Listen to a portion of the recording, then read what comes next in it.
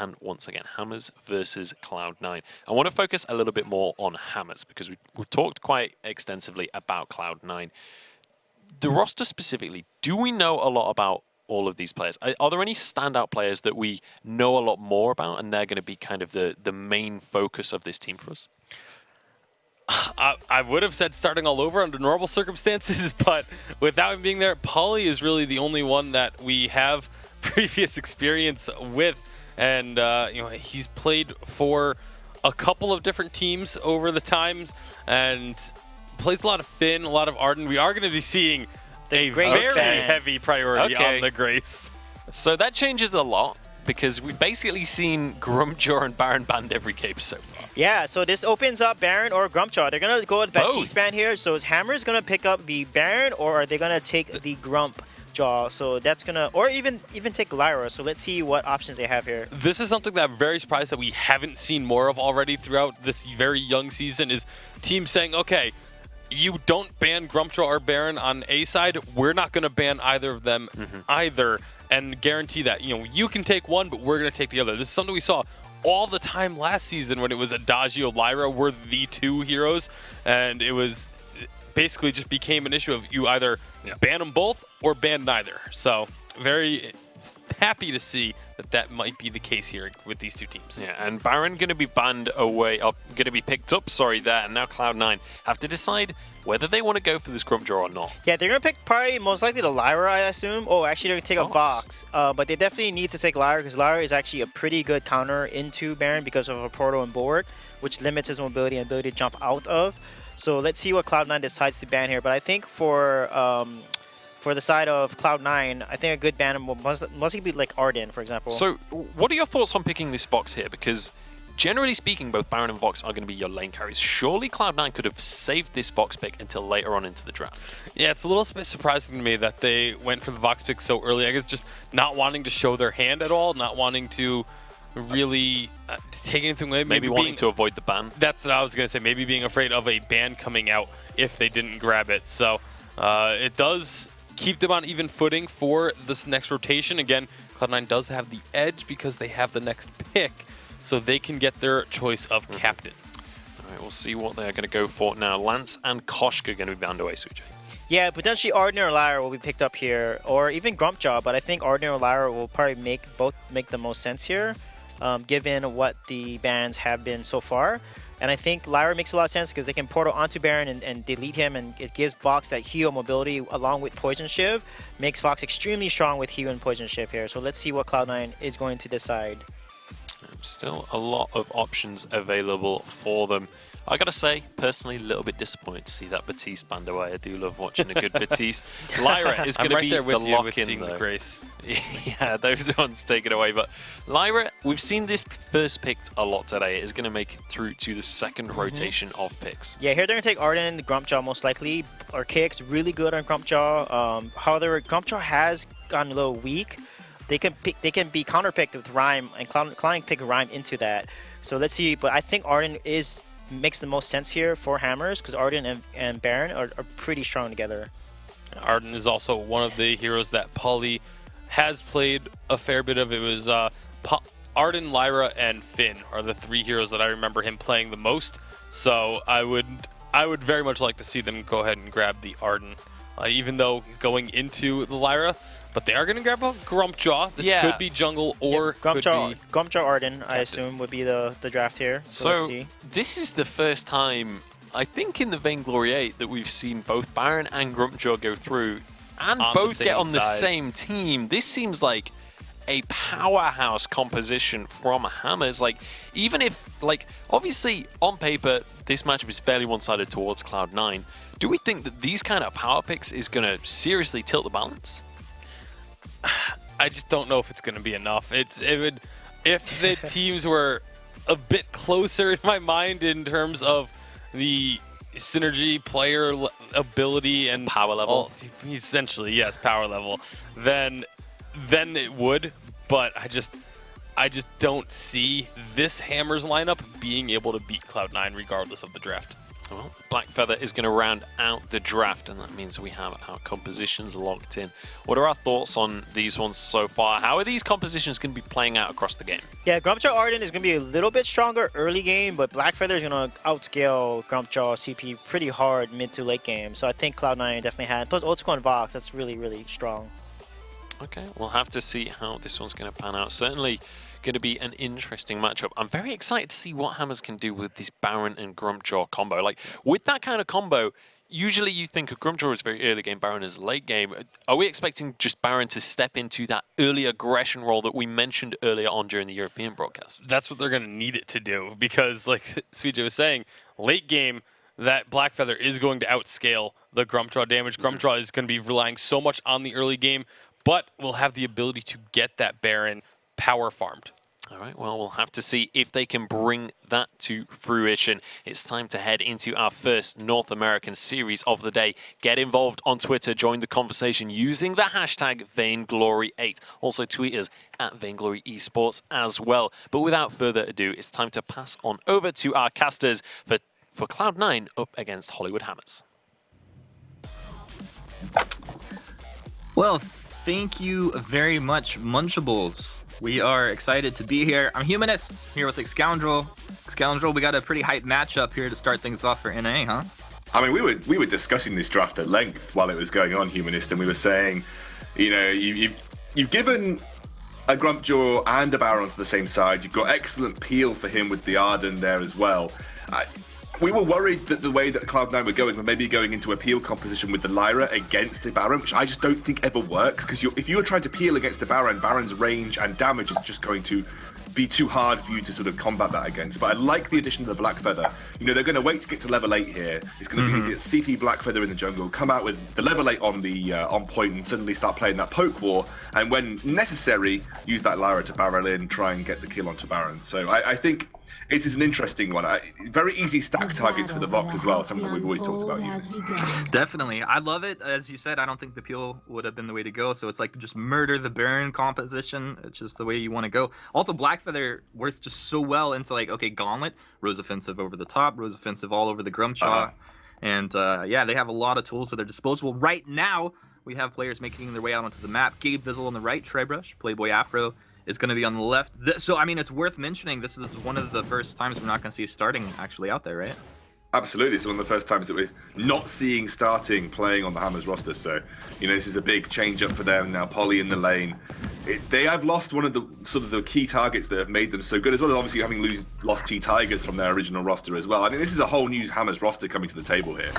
And maybe will not be able to replicate or shouldn't have to live up to the success that Hammers had in the previous seasons, because it is a new roster that needs to find their feet. And finding their feet will be difficult, and they've got a bit of a trial by fire to do it here. C9 are unified. Absolutely. It's just absolutely trial by fire. Except for Poli, though. I'm not going to give this guy, like, I'm not going to cut him any slack. I expect him to come out here and dominate. We'll see if he can execute on it. Early on, though, it's pretty much just standard farming going on here. Poli doing his best to get this farm up in the lane. He's doing all right. 10 last hits to the 7 of Old School. They're just kind of waiting for these lanes to balance out. The junglers, in the meanwhile, it's Archaic who's going to try and take that Elder Treant. Joseph Bax gets those 3 early crystal bits up. Yeah, I mean, what they've done is they allowed Archaic to get solo experience, go to the jungle, obviously then gave him the opportunity to hit level 2 very quickly and has forced his way into that Elder Trio, which is going to give him that net experience advantage, which is good. You know, you want to start getting that ball rolling with the Grumpjaw as quickly as possible. Interesting that you're seeing double weapon blade start for Archaic as well, but I imagine that he will move towards either a CP, sort of a utility, almost like that cooldown focused Grumpjaw that we see with the Storm Crown and the Aftershock. Well, we will have to sort of keep our eye on that though, because I don't often see too many Grumpjaws start double weapon blade. Yeah, they don't start that way. I mean, if there were 2 heroes that have enough weapon damage to just chunk through someone, even if you buy armor, it would be those 2. Yeah, I mean, absolutely. Yeah, we go. We're going to see the Storm Guard banner come down. That confirms our suspicion is likely going to be that Storm Crown. Cooldown, Aftershock based Grumpjaw. Just a lot of on-hit damage on the initial engage, and then kind of lackluster after that. But regardless, hits very hard at the start. And sometimes with the Baron, that's all you need, because especially when you get to the late game, if you land 1A with your Grumpjaw, you get a proc of your Aftershock off, and then Baron hits a couple of auto attacks, suddenly you're looking at a dead target on the enemy team. Yeah, basically Baron walks onto the map and then you see dead heroes.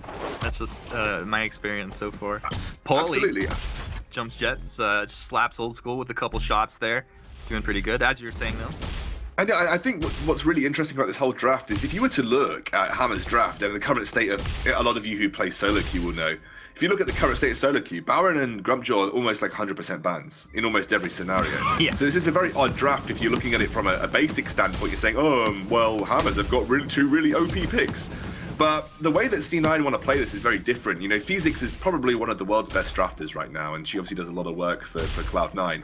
So they've obviously, you brought up a really good point as well. They're either testing a composition to see how it deals with this kind of potential level of OP pick, or they're just saying, oh, we've got a bit of leeway in terms of how we approach this series. You know, let's test if we can win, even if the odds are against us. Yeah, totally on point with what you're saying there. Currently up in the lane, Hammer's continuing to just kind of, as soon as they have 3, when Grumpjaw makes his rotation up, Paulie kind of pokes at old school, but he's instantly getting healed up by Gabe Fizzle on that Lyra, and that's really what Lyra brings to the table. Oh no, absolutely. Lyra has an immense amount of lane pressure. She's one of the best lane pressure heroes in the game, just for what she can output, but also what she can do in terms of protecting your laner and protecting his time in lane. Because, you know, you want as a laner to be able to spend the most time farming as physically possible. You want to be able to, you know, spam those lane minions, get that CS up, you know, get that huge gold income that Vox is going to sort of do so well with. And Lyra helps alleviate any sort of bad matchups. Lyra helps alleviate any poke. And it can often actually just win you lane matchups in her own right. If you're trading continuously and trading that goes even, Lyra is just going to make it that much easier for you to sustain and win trades because you have that heal. Yeah, definitely. I mean, I think that's why they're waiting for the 3-man group like every single time. Plus, you just don't want to you don't want to jump forward and then get hit by an on point like out of the bush or something like that. So currently, the point that I really wanted to. Oh, sorry. The point that I really wanted to talk about. Where are we going to see Joseph go with his items? But yeah, that's. Usually you go for a Shatterglass, I think, first on CP Blackfeather. You want to sort of have the huge amount of on-point damage. With the Heavy Prism and the Eclipse Prism, you're not going to see CP Blackfeather usually go for a Frostburn. Just go straight for that Shatterglass. Big damage when you hit level 8 especially. And obviously your main target being that Baron in the backline who's not going to build defense naturally, Humanist. He's not going to build shielding naturally in his kit. So, you know, you're going to be looking to get big damage onto Baron in the backline with that sort of Shatterglass based on point. I mean, ultimately, I think it's going to be really cool. And I love the CP Blackfeather matchups because it's going to come down to, it's just skill shots, right? Like, if you land them, a lot of times you're finding kills. If you miss them, it just gets turned around on you, especially up against Grumpjaw Baron. Paulie doing a pretty good job, 60 last hits. We're about 6 minutes into this game. He's going neck and neck with old school right now. I mean, Paulie, I think he's holding his own. We'll see when we start to get into actual team fight scenarios, like if this roster can hold it together. I think they're doing pretty well so far. Absolutely. One of the things I'm really interested to see for Paulie, by the way, Humanist, is classically we see carries pick up a Poison Shiv against the Lyra. It is one of the items that specifically was spawned to counter these kind of heal-based compositions. That's kind of what it did, and it did, and when the attack speed changes came through a couple of updates ago, it rose to popularity. I'm interested to see whether Paulie considers that in his kit, because it's not a classic item for a Baron to pick up. Baron usually goes Sorrowblade, Breaking Point, Double Tyrant's Monocle. That's kind of been the go-to Baron build for all eternity. So I'm interested to see whether he considers the heals as a threat and whether he would consider a Poison Shiv in his build, so you sacrifice maybe some of the elongated damage and the flat damage that comes from a Breaking Point, but then you are worried a bit more potentially about reducing the heals. The other way to look at that is maybe you just do enough burst damage that the heals never become relevant. Exactly. Exactly. There's the two ways of looking at it. Yeah, I prefer the latter. I think if I'm going to build Poison Shiv, I'll just hit the surrender button. No, I mean, look, I actually agree with you, but I'm just sort of, I guess, bringing up a point that is worth thinking about, especially when going into sort of a heal-heavy composition with a Lyra. But I agree. I think the standard build on Baron is, if it ain't broke, don't fix it. Well, let's see right now. C9 can break the back of Hammers. They move up as 3. Joseph kind of hanging back here. Playboy after on the front line. Paulie looking to find that good position. Gauntlet's down, Gabe Vizzle's in the middle, doesn't have the ultimate. Wait for it, will come through, silences up the Grumshaw. Gabe Vizzle's still alive. It's gonna be that Hangry moving forward. Actually, Grumshaw finding the kill first. Bully, you gotta get back to protector contract, keeping him alive. Grumshaw will go down as Old School finds that kill. Joseph with the on point, taking Playboy Afro low. They traded 1-for-1 at the end, and things just kind of opened up real fast there. I don't know if you felt like this, but was Joseph really late to that fight? Like, he could have rose offensive through the gauntlet. I don't know whether it was the gauntlet that was warding away, but I felt like he was really late to respond to that fight. Felt like Gabe Vizzle and Old School were doing most of the work in the back line, but Joseph came through, landed one on point, and that's the on point that we were talking about. It was like half of Baron's HP instantaneously disappeared. And that's what he's going to be hoping to achieve. And Baron picking up armor. Polly's gone for armor in his defensive kit here. And he hasn't considered shielding at all. So if Baron can land those on-point hits onto Polly, that's really devastating for the Baron. He has to be super careful. Would have preferred to see like a light shield to start, because I think ultimately you're going to be taking the CP damage, and like Vox splashing on you early is the only reason you're going to want like anything. Yeah, for sure.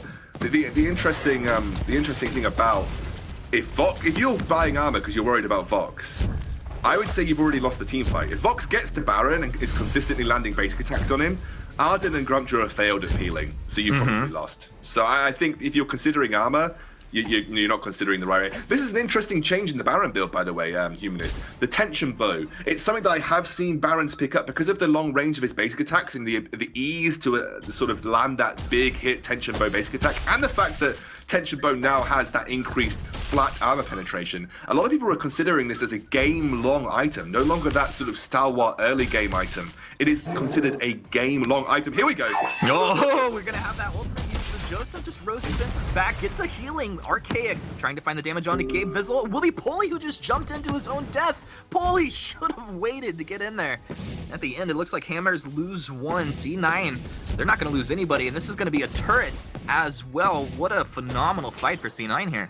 Yeah, Joseph doing some serious work in these engages, just forcing Baron out. And at that point, people are so worried about peeling for Baron. Old School is never under threat from Archaic, who, he's got the Aftershock now, but the Storm Crown's not there. He hasn't got all of the cooldown reduction that he would potentially want. And Old School feeling completely unthreatened. And look at this, he's also gone for the tension bow, also gone to add to a bit of burst to Vox's kit. And I find that really interesting because that goes with the theory that they are looking to burst Baron when they can. Tension bow is really good item right now. Let's lay that down the line, Humanist. Tension bow is a bloody good item right now. Like, tell the world. It's a bloody good item right now, Humanist. But you don't often build it every single game forever. This spells to me that if Old School's looking to land a big hitting basic attack alongside I Love Joseph's big hitting on point, you're looking to burst someone down in this composition. And that target 9 times out of 10 would likely want to be Polly. I mean, I think a lot of what you're saying is true right now. I mean, typically, overall, in general, this build is very strong, very common. The fact that Old School has all these items right now, plus the infusion, makes him so incredibly strong. I'm really scared if Hammers get caught here. On point's going to land. Joseph jumps forward.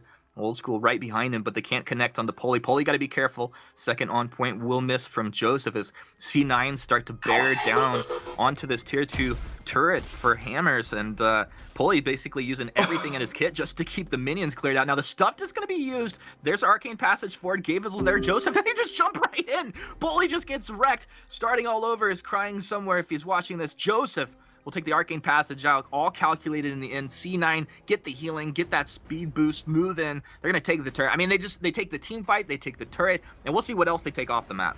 These team fights are being won before the team fights even take place, Humanist. Polly is at like a third HP.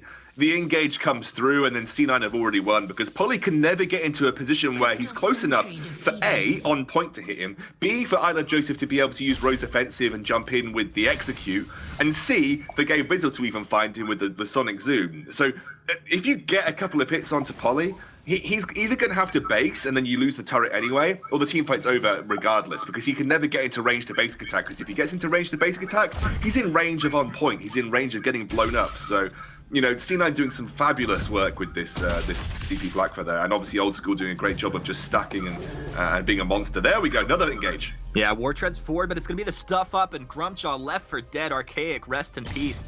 Playboy Afro going to try and buy some time playing games with Joseph over here. The rest of C9 will be catching up. Playboy Afro, what's the play here? No! He just figured he wasn't getting out of that one, apparently. That has felt like the story of this game so far. You're not getting out of this one. C9 have just been so dominant from the get-go. Never mind giving two of the most powerful picks on this current update over to their opposition. They say, absolutely no way. We have no issue, drafting into a Baron Grumpjaw composition. And they've done it so incredibly well. That's also a testament to the skill of the players, though, Humanist. You're looking at three of the best players in the West right now. These guys are monsters, and they are showing it in this game. They're pretty good. TSM looked better last week, but no, I'm firing some shit. I'm just kidding, these guys. They're obviously really hot as far as these teams across the world right now. Now, let's talk about this, though. For the Baron, Tornado Trigger or Tyrant's Monocle? I mean, he went for the TT here, but I'm not so sure about it. We may have an engagement breaking out, I'm not sure. The interesting thing about Tornado Trigger is that it's actually mathematically better than Tyrant's Monocle in terms of DPS output. Is it when you're guaranteed to shoot 2 attacks? The problem with the build, though, Polly's got is that he's forced himself to go Tornado Trigger. He could have gone Breaking Point, but then he'd have no burst because he doesn't really have any crit. So he's felt like he's forced himself into this corner where he needs to go Tornado Trigger to have the critical strike, to have the burst necessary to blow up a target like a CP Blackfeather, who has yet, as in classic I Love Joseph style, very low armor values. So he's forced himself into this corner by going the Sorrowblade Tension Bow build. He feels like he needs the attack speed, but also feels like he needs that higher critical strike chance to be able to blow up I Love Joseph, who really is his main threat at this point. Oh, man, so much damage potential here. I'm curious to see where Joseph pivots next with his next item purchase. Moves in Slumbering Husk. No, damn. He was just like, okay, so I wasn't really feeling threatened, but I mean, hey, why not? I heard you like burst. Well, I tell you what, no way. It's and he's not even considered armor as well. He's basically going to take a couple of shots on Polly, get the but by that point he's going to say, well, if Polly's going to get a couple of shots on me, I'm going to get my Slumbering Husk in, and I'm probably going to kill him regardless. But 440 damage per hit right now. No one can stand up to the might of this C9 Siege. They are taking turrets like taking candy from a baby. I wonder, like, the Lyra's doing incredibly well this game. Like, I think Gabe's done a great job in response to specifically the Grumpjaw engages. Like, every time he eats somebody up with that stuffed and tries to reposition backwards, she just portals forward and drops the bulwark, controls the area, heals, and they boost back into position or they team fight. Absolutely. It's so good. It's a good tactic if you were ahead. The problem with doing it from behind is you just barrel your team to death. So if say this was Hammers winning the game, which could have been feasible, that would be just like trying to pull the team to death. That's like a last ditch attempt to try and save your isolated member. In this situation where you want to get people to the backline anyway, it's like a double whammy regardless. We're gonna have a big fight here. Yeah, that's gonna be Ion Cannon coming through. The game is dropping low. Can they find the damage? Pulley. He's pulled back to the Arcane Passage. Playboy Afro with the gauntlet down. Old School dropping low. Oh no, Pulley will go down. Where's the target? Focus. That's not what you wanted, Hammers. And Cloud9 are gonna sit there and smile, laugh, high fives all around as they'll take Kraken as well as 2 kills 16 minutes into this one, Scoundrel. Yeah, I think this is pretty much GG at this point. All C9 have to do is walk the Kraken down to the crystal and allow her to do her thing. Although I actually think that teamfight was really well played by Hammers. The positional use of Polly's jumps to get to the very outskirts of the gauntlet. Unfortunately, he was just on the cusp, which meant that Blackfeather was able to get that execute onto him. And you got to give credit to I Love Joseph as well. He's been excellent in these team fights. Yes, Old School is 5-0-0 at this point in time, but Joseph is doing a chunk of damage to the targets when it matters. And was able to do some serious work in that fight. We're going to have the game-ending team fight, it feels like, and it's already over at this point because Playboy Afro taken down to 3rd HP. My goodness, these on points hitting like a truck. There's the Arcane Passage, and they look to start this one off or end it. Shall we say Ion Cannon coming through? Does not matter. At the end of the day, Archaic's down, Pulley's down, and, well, you're dead at the healing platform. Playboy Afro will be the last to fall. 10-1, C9 in sub 18 minutes. Take this game one. A dominating performance here. I mean, if you were looking to come off the back of last week against your loss to TSM and send a message saying we're still the same C9, that is a way to do it, Humanist. This is a team that looks like they mean business at the opening of the North American VG8 this weekend. I gotta say, a lot of these team fights, when you have a Baron, right, you're looking. Okay, I'll wrap this up next time, but we're gonna go back to the analyst desk, I believe, over there with Munchables. Thank you very much, guys. You can continue your train of thought after we've had a chat about the games quickly. My name is Munchables. I'm joined once again by Tasty Bacon and Sweejay, as it's time to dissect that game a little bit. But I think even if we go straight back towards the draft, Hammer's had a great draft, right? Yep. It wasn't necessarily a problem with that, but you guys both said it. Even with the draft, it just feels like Cloud9 is just a superior team. Yeah, I mean, this is the Cloud9 that we've been seeing for the past few months, the team that was the best team in the West, the team that beat Rox Armada in the gauntlet, and it was just absolute domination from the moment the game started. Yeah, Hammers had the right mindset. Grumpjaw ate Blackfeather, ate Joseph, ran to the turret, dropped him just a second too early because Poli put the ultimate of Baron right on top of him, and then Blackfeather was dropped a little too early and was able to get out because that eat lasts for 3 seconds.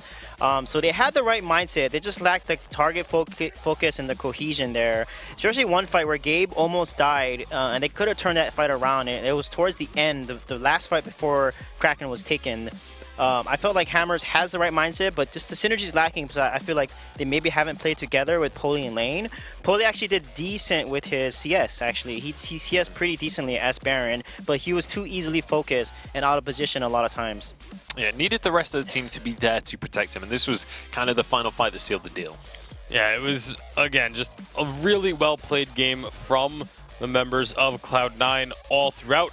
I was a little bit surprised to see that it was Poli actually in the lane. I actually have only seen Poli as a captain in competitive games, so like Sweet just said, fairly impressive to see that he was able to keep up in CS, but just once it came to team fights, Cloud9 was just a step above. So one thing I want to talk about in this series specifically is the fact that Cloud9, while they were significantly ahead in the game, I think at 16 minutes or something, they were about 8,000 gold ahead. They were only actually like 6 or 7 kills ahead. What is it that gets Cloud9 these huge leads without having to just kill the enemy team all the time? Yeah, they're really good at target focus. You saw, for one example, in Under Turret when Grumpjaw engaged, their counter engages are just so good. Cloud9 is really good at counter engaging and focusing down whoever hero that they're on. And you can saw that lack of target focus coming from Hammer's side. So really good job from Cloud9. Joseph and Old School are just on the same page. They're also a team that doesn't go chasing kills. Like if they find 1 kill or 2 kills and the second or third members are like low but a fair distance away, they're not going to go chasing after that kill. They're going to go take objectives. They're going to take the gold mine. They're going to steal the opponent's jungle, whatever they have available to them. And that's one of the reasons why, they may not have the outrageous kill numbers, but they have these huge gold leads. Yeah, so it's from every time they get a kill, really pulling everything they can out of that advantage and turning it into a victory. So now, looking towards this next draft, I mean, did things need to change at all for Cloud9? Like, they let through, theoretically, the 2 most powerful picks, and it didn't seem to matter. Yeah, the thing with Grumpjaw and Baron is it's good theoretically, but Grumpjaw isn't that strong if you don't have a laner that can push lane, control the flow of lane so you can jump down to help with the invades. And Grumpjaw never got that early game power spike to shut down CP Blackfeather. On top of that, CP Grumpjaw doesn't do as well into CP Blackfeather. A weapon Grumpjaw, on the other hand, will beat a CP Blackfeather easy because of the amount of damage he can output.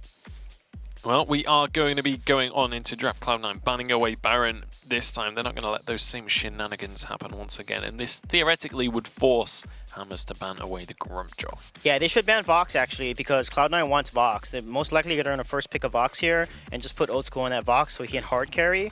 So Hammers, I think, should let the Grumpjaw go through and play hard combos in it, because Grace is actually good against Grumpjaw. Grace is good against melees in general, so I think Hammers need to switch it up and not ban the Grumpjaw here, but instead ban Vox. Okay, so looking for some diverse draft strategy here, not just the same 2 bans that we've seen for the majority of the day. And from the majority of the season so far.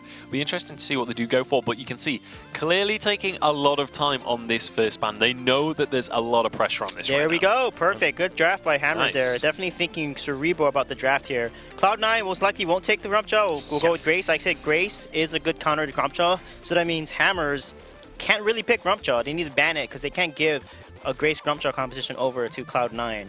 I definitely think they should take Lyra though. They should definitely get a healer potentially, and take potentially Adagio as a laner here because you can't give Adagio with Grace as well. That's really strong. They're actually go with Glaive here. Okay, so the Glaive first pick going to be locked on in for Hammers, and now on into the second series of bans. What are you expecting, Bacon?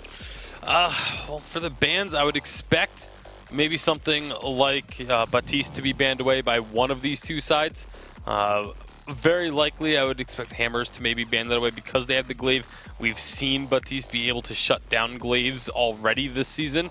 So, yeah, there it is. There we go. So they are going to ban away that Baptiste, and now everything in the hands of And I think Cloud9 is going to ban away Lyra here, most likely, because a healer with a Poison Shift Glaive is actually pretty strong. So I think that if they want to put, Poly on or Afro on potentially Arden or something, they'll probably most likely ban the Lyra here. Oh, they're going to take away Koshka instead, which is interesting because Koshka doesn't actually work that well into Grace. Yeah, that's kind of surprising to me to see that one come through. But does that maybe spell out the fact that this could be a lane Grace or something like that rather than the captain? I hope not. I really hope not. It's I mean, Grace is just again, she's an ideal captain. You can play her other ways, but there's not much purpose. Yeah, Hammers needs to take Adagio here or Grumpjaw. If they don't take Adagio Grumpjaw, they're going to give Adagio Grumpjaw over to Cloud9, and that's going to be GG and all she wrote. So let's see what they decide. They're probably going to pick Lyra though, honestly. They're going to go with Cat, which is out there, and they want to punish her with Celeste. So Cloud9 can now pick Grumpjaw Adagio, which is extremely strong. However, Cat is pretty decent into Grumpjaw because of that stun. So let's see what Cloud9 decides on here. Yeah, the Grumpjaw would still be available for them should they want it. But so are a whole host of other available picks right now. They also haven't gone for their laner just yet. Adagio might just be the answer for that question. Now the final pick for Cloud9 to round things out. Grump, probably, most likely here. Or Weapon Blackfire if they want. I mean, you've got the Adagio to go with Grump as well. Not to mention the fact that Adagio going into the hands of Old School, right? We know how powerful Old School can be on this Adagio. How much he can just destroy games on it. Yeah, I mean, it is going to be the Black Feather, but like this is such an ideal composition for the side of Cloud9. You have Old School playing his Adagio. You have Gabezel playing the Grace, which is the right up his pick, style. Yeah. Like it's a power pick. It plays very much his style. Like he is. You can be very aggressive with it. You set up your teammates. You can completely shut down your opponents at the same time. And then you have Black Feather for I Love Joseph, who's just going to be looking to get in aggressively and steal away as much as possible. And here's the Celeste. And as expected, the Celeste comes out. Triple Sun. This is Hammer's signature comp. They play this comp extremely well, so you're going to see a lot better synergy coming out from Hammers here. However, Black Feather is so mobile along with Grace, that counters Celeste. So Glaive and Catherine need to do a really good job of CCing and stopping Black Feather on getting on Celeste here. Not only that, but Black Feather has Rose Offensive. Grace has her B. Both of those abilities block crowd control. So they can really do a good job of countering this triple stun. We'll see if they're going to be able to get that to execute. So looking across the drafts, if we didn't have team names above the drafts, looking at the drafts alone, which team do you prefer and like how do they have to go about winning the game?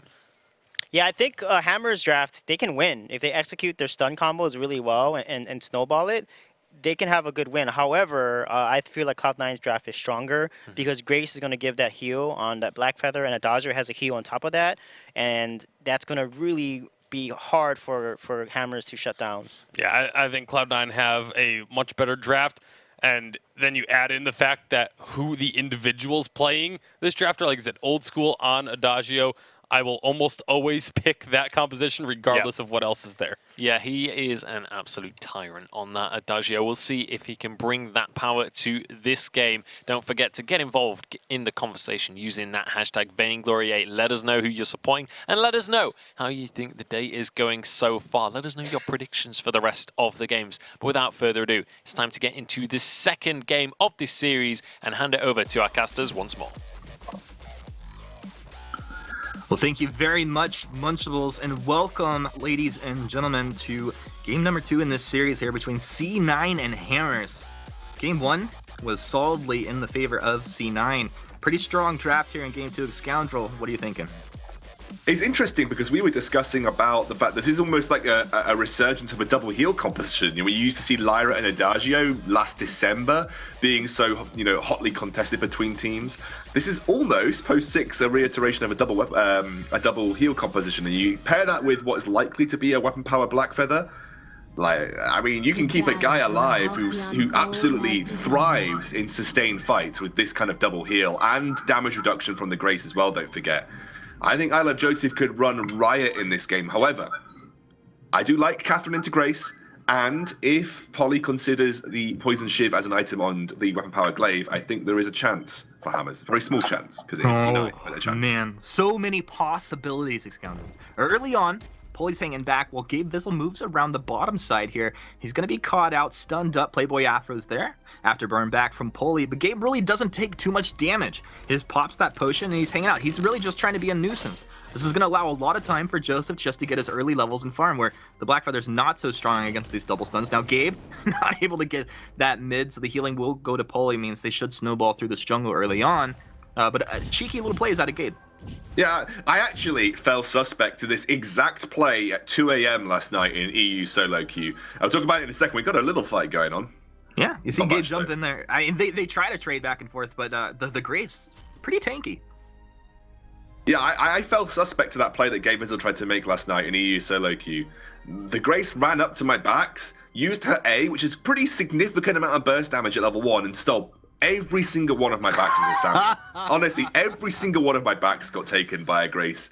So whoever you were, EU solo queue Grace, thank you. You made me aware of that tactic, so I'm never going to fall for it again.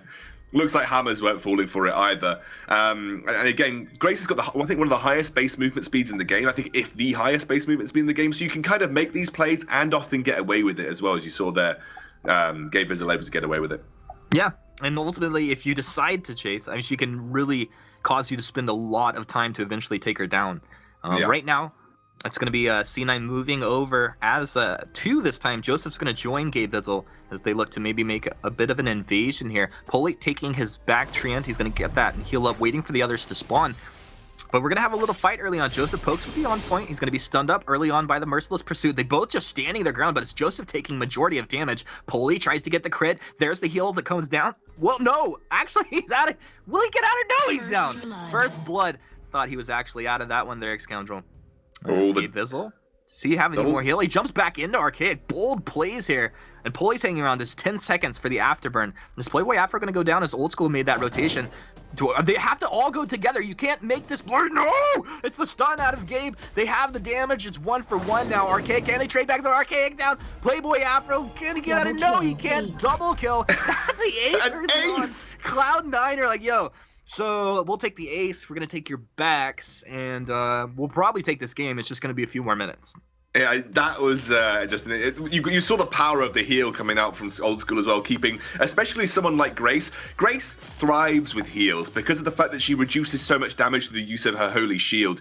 You can just tank burst damage with Grace, especially so good against the likes of Glaive's B, against Celeste's Supernovas. If you can just tank that damage then heal up, you get such efficiency out of Grace. And I'm going to say, Gabe Vizzle showed us exactly there how easy it is to survive huge engages with this very powerful hero. I'm interested to see when this comes to fights, the engage range of Grace's A is pretty insane. If they then use that to jump onto Celeste, they're going to make pressure Old School here.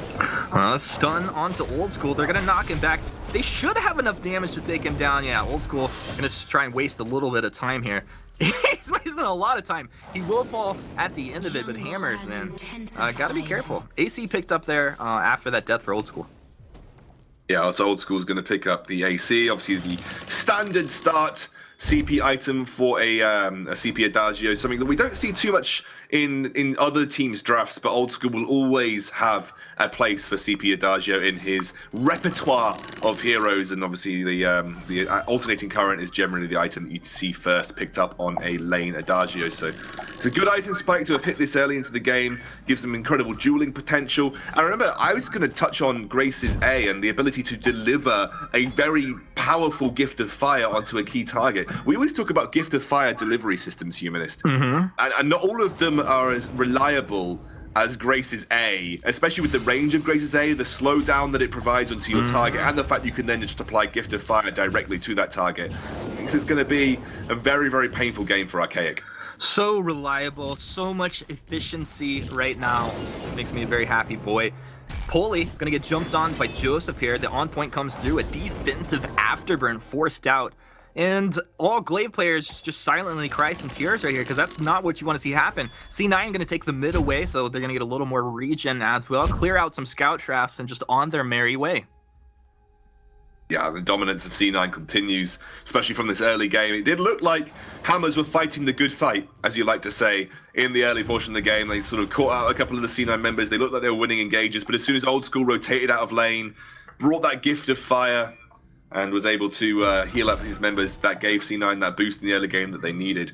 Fountain picked up now for Gabe Vizzle as well, so extra sources of healing, and you imagine that I Love Joseph will be working towards... Well, this is an interesting question. What will I Love Joseph be working towards? Because you imagine that most Weapon Power Blackfeathers from the jungle often go towards a Serpent's Mask. So wait a second, Old School potentially caught out here. He's going to be okay. That is Old School, of course. Just living on the edge. Gabe Vizzle actually just going to... Three-man stun! Big stun coming through. And you're going to jump in for more? That's a double kill. Kill right here. Playboy Afro takes a lot of damage with C9. They're not going to tank that turret forever. Oh my goodness, the damage. Well, Joseph has gone towards... I mean, that was just all set up by Gabe Vizzle's stun. I think not much more analysis is needed than, wow, Gabe Vizzle hit a massive Holy Nova. They're actually going to push onto the turret here because they've got that advantage. Don't think they'll get it, though, because the resurgence of Hammers means they'll be able to protect that early Tier 1 turret very, very rapidly.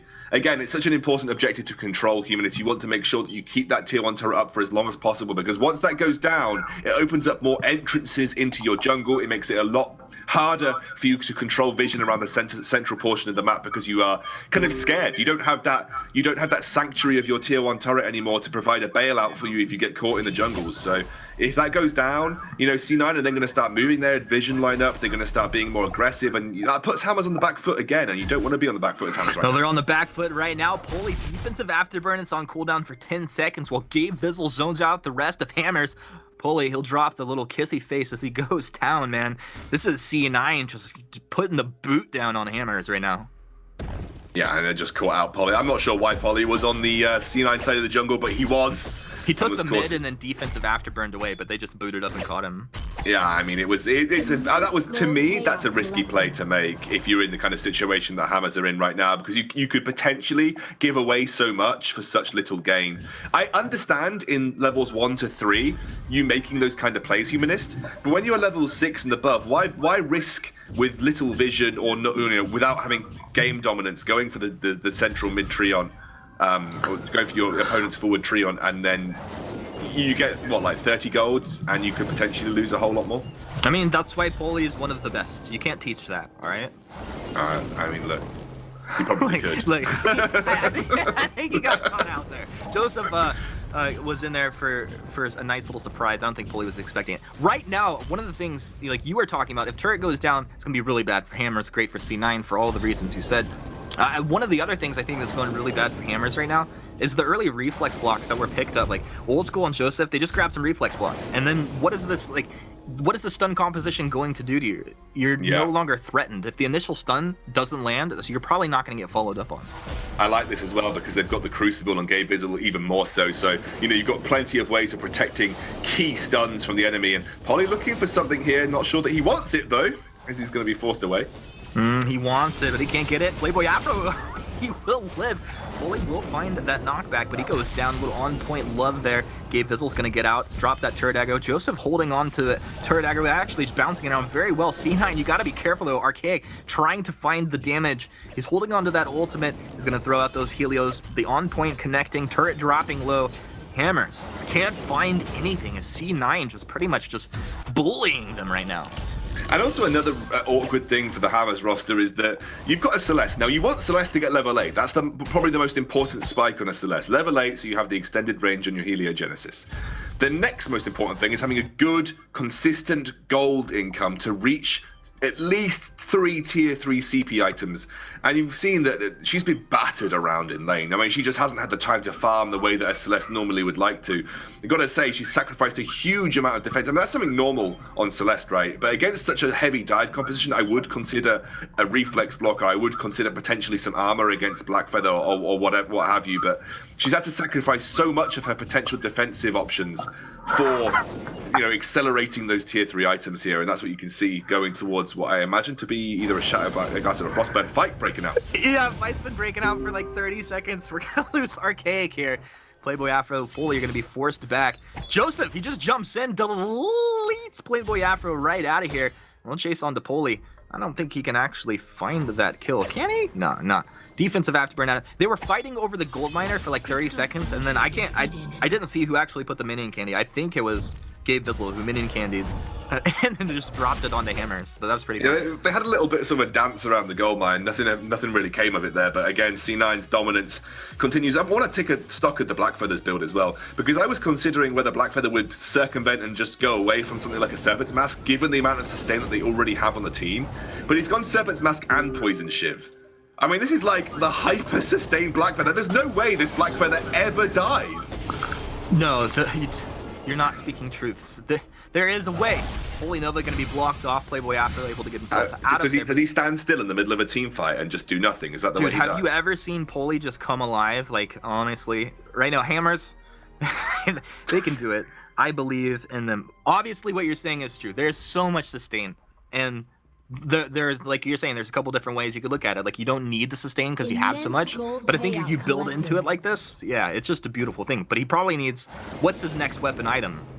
I mean, if he goes a weapon item, I don't even know if he needs it because of the damage that Old School's putting out as well. You've got to remember that he's a consistent source of damage in his own right. I would probably go Sorrowblade from this point, maybe Breaking Point, but that might be too much attack speed. Breaking Point and Sorrowblade would be two that I'd consider. Sorrowblade gives you more straight-up burst, which is probably good versus the fact that you only have one target, realistically, that you want to burst in these team fights, and that's the Celeste.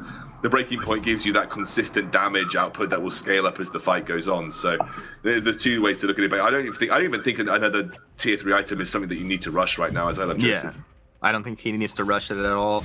These guys are in a great place right now. Huge net worth advantage. They have the kill lead as well. 9-2, 12 minutes in here. And Cloud9 just putting on a clinic. Showing Hammers what's up and how to play the current meta. They're going to take the Crystal Sentry. Looks like this should go over free of charge here. Hammers do move over. They kind of, they sniff out. They know what's happening, but they're not ready to engage here. What I really like from teams, and it's something that we don't often see teams do, but you see it from C9 in the last two games, when there's nothing realistically that you can get on the map, but you have such good dominance of the enemy jungle, just take the Crystal Miner.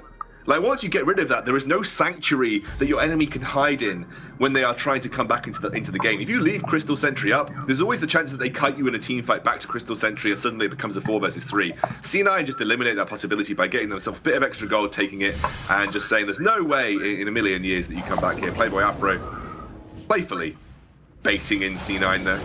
That's such a depressing feeling when you're like, I have one area on the map where I can hang out and maybe take a fight, and now that area of the map is gone. Gabe Vizzle jumps in. He's going to throw out that Holy Nova does connect. Holy wrecked. Can't get out of there. Playboy Afro should fall as well. Self Fountains, little ring around the rosy around this turret. Double kill there. And a lot of damage just coming out so fast from C9. They're going to take the choke point turret. They don't even have the lane minions there. They don't even care. Crystal Sentry comes out. This is a fresh Crystal Sentry delivery for Cloud9. Straight courtesy from Hammers. Go ahead and enjoy that. Nice little bit of gold. Maybe they'll take the jungle and then just back out. And then they'll have a little powwow and decide what they want on the map. I mean, they have pretty much the entire choice of the map apart from the Vein Crystal turrets right now. So I mean, it's not even 15 minutes. They can't even sort of collapse and take a Kraken for free at this point in time. Although, let's be honest, if they chose to take the Kraken in 1 minute's time, it would still likely be for free, pending no steal from Celeste. Yeah, there you go. You've got the metal jacket now picked up high enough, Joseph. Polly did go for the poison shift, by the way. It is what we expected. You know, against this level of sustain, it was almost absolutely mandatory that he picked up the poison shift at some point, but. You know, at this point, you're fighting an oncoming tsunami, and you're sort of standing there with a tray in front of your face. Yeah, I visualized that for a second. It took me a sec to process, but yeah, I don't think that would have worked out too well. So, scary situation, based off what you have described for us as a scoundrel.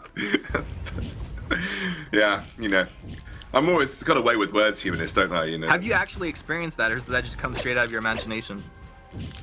Look, I've traveled a bit, Humanist. I've seen things. You're a very interesting man, I'll say that. But that was not one of them. That came straight from the imagination. All right, well, let's see if Hammers can imagine a way to pull himself back into this fight. Playboy Afro, he tries to be the front line that his team needs, but he's just taking so much damage. He's just broken myth stacks for Cloud9. He's just a target for Joseph to jump in onto. We're going to have to see like a massive combo come out. I mean, it's going to have to be like Blast Trimmer, you're going to have to hit the stun, followed with like the core collapse, and then the afterburn back into the healing platform. Then they could take out Joseph. What do you think? You've got to land.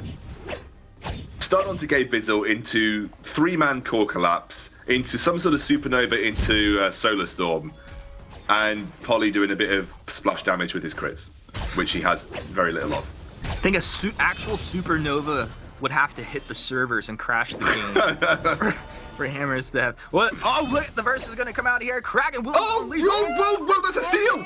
The god makes the steal. How did we doubt these guys? Pulley, get out of here, Pulley! No, you're dropping! The fountain keeps him alive. Pulley stands his ground like a boss. I would expect no less, but he will drop in the end. Playboy Afro gonna try and buy some time, but out to the east, it's Archaic dropping the heals. 2-man core collapse. Goes supernova right there onto C9, making the plays that Hammers fans really needed just as they were starting to get desperate in chat. Of course, Hammers deliver. I mean, that was a very early securing Verse of Judgment from Old School right there. The burst damage was, you know, attempted to take down Kraken, but unfortunately, I think there was a singular heliogenesis from Arcade. It's like swags out a heliogenesis and picks up the Kraken at the very end there. And also, something to note about the very end of that fight. I mean, at this point, you know, you're looking for scraps for Hammers. Archaic's double stun into Supernova, it meant that C9 weren't able to be healthy enough to just straight up end the game and race the Kraken. So, yeah. I mean, you know, that saved the game for the moment for Hammers, and Celeste is now at Aegis and tier 3 items. There is a world where Archaic somehow could potentially carry a fight. I mean, that's not beyond the realms of possibility. I mean, it's definitely somewhere in Schrodinger's box in the middle of space, but it's definitely not beyond the realms of possibility. I was joking about like a way for them back into this one, but they just made it happen. It's like they were listening in real time. Are they listening to us, Cast? I mean, look, if you said steal the Kraken with a singular heliogenesis Archaic, then yes. I was like, laying that 2-man. Oh, C9. Trying to make that Playboy Afro. Throws out the flare, sniffs him out. C9, can they follow up? Oh, look at the core collapse right there. Archaic. Who is this guy? Best Celeste NA. Just kidding, starting all over. Just kidding. Playboy Afro tries to get himself back. He will be able to do so. The C9 not gonna get themselves into harm's way. I like this. I mean, like, they're both being aggressive and defensive at the same time. I mean, it's still a 12,000 gold gap that they have to come back from. I mean, I've certainly seen weirder things, but this is something that feels very difficult, especially given the fact that C9 are just, you know, they've taken away any sanctuary in the Hammers jungle. They're consistently looking to make brush baits around the Hammers side jungle as well. It's just going to come down to a potential another Kraken fight, and again, it would have to be a double steal in a row for Hammers to keep themselves in the running. And again, you'd have to have a way for Hammers to fend off a healthy C9 team. Even if they stole Kraken, they'd have to be in a position where they could defend 2 Vein Crystal turrets and stop C9 from just ending. So this is a tough situation for Hammers to be in, but again, you are getting Celeste to a point where she is late game Celeste. She's got the range on heliogenesis, she's got the items necessary, the broken myth stacks are coming in. There is a chance. Very small chance, but a chance. Yes, there will be chances. potentially, as we move forward here. It's a lot of damage output potential. C9 move forward. They jump on to Playboy after both Gabe Vizzle and Joseph. They're going to move back, trying to get Poli. Holy Nova is going to whiff. Core Collapse lands onto Gabe. C9 move forward. Poli boots is in there. So we're going to rethink that one. Defensive afterburns. He immediately regrets his decision to get in there. Yeah, and again, they're forced back away from Kraken, which is where the C9 team are looking to get control of. Big flare purchase coming up for Playboy Afro. Knows he's going to need those flares to be able to defend and move their way up towards this Kraken, which C9 have started once more here, Humanist. This could be the make or break fight for Hammers right now. Poli comes in like Superman, just like a shooting star. He'll go down. He was too early. Poli was too early. Oh no, Playboy Afro. You got to get out of here. You're not a Lance. You can't go over the wall. What do you do? Oh, that's always playing and get the fountain. Fountain over the wall. Look at the efficiency to hit Archaic like that. On max positioning is old school. And Joseph bear down onto Archaic in the top brush. Archaic, make the plays that you need to play. Oh no, he will go down at the end. That's going to be the ace. C9, 16-2, 20 minutes in. They're going to close this series out hard. Yeah, I mean, you felt like this has been inevitable from about level 3, but C9 finally find their way through after being thwarted an early victory by a great steal from Archaic. Poli, I mean, I think you summed it up in the play-by-play there. There's not many other ways of analysing that other than that Hammers were 13k gold behind, and Poli went in like a freight train that had run out of tracks into the middle of the scene, into the middle of the C9 it's like team. The bus in Speed when it goes off when the construction had ended. You're just shooting into where that's what it felt like. Poli jumps in there like a freight train that had run out of tracks and realised that he's stranded and just gets blown up.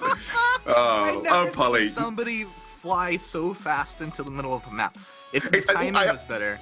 I love the enthusiasm of that afterburn as well. The enthusiasm about that afterburn was what really hit home for me. He was like, I'm gonna steal this Kraken, guys. I'm gonna one bomb. As old school. No, I'm dead. Absolutely beautiful play. Well, congratulations, Cloud9. With that, let's go ahead and throw it back over to our analyst desk to break that one down. Oh, and anytime this week, Cloud9 taking a little while to end that one out after a tremendous lead. I am, of course, joking, don't worry. But yeah, definitely a very, very strong lead to start things off. But it took quite a long time to actually finish things out. What was happening there? How come? I mean, obviously there was a Kraken steal that definitely was a huge roadblock. But what else beyond